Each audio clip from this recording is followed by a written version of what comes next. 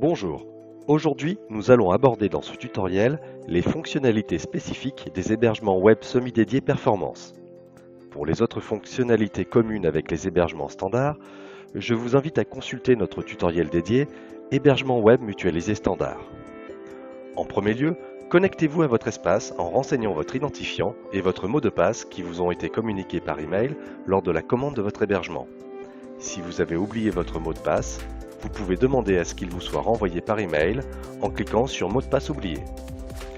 Si c'est la première fois que vous vous connectez, vous serez invité à prendre connaissance puis à accepter notre politique de confidentialité en matière de protection des données personnelles.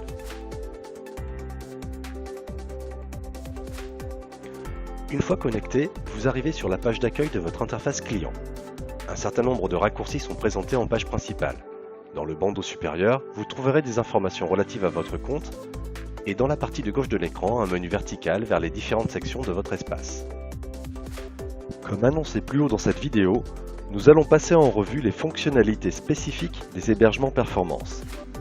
Pour ce faire, nous allons naviguer dans la section hébergement du menu gauche, puis, dans la liste qui se présente, choisir un hébergement performance en cliquant sur Gestion web.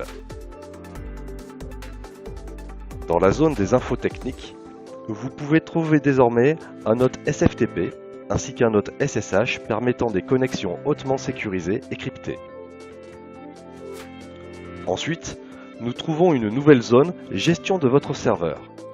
La principale nouvelle fonction est le reboot du serveur qui est effective en moins de 5 minutes normalement. Enfin, la dernière spécificité est donc l'hébergement MySQL privé embarqué avec toutes les offres performance. Pour accéder à la gestion des bases de données, retournez sur la section Hébergement et cliquez sur Gestion base de données. Nous n'entrerons pas dans la revue des fonctionnalités MySQL privé que vous pourrez découvrir dans le tutoriel dédié MySQL privé. Voilà, ce tutoriel est maintenant terminé. Si vous avez besoin de plus de renseignements, nous vous invitons à prendre contact avec nous par chat sur notre site, par téléphone ou bien par ticket si vous êtes déjà client chez nous.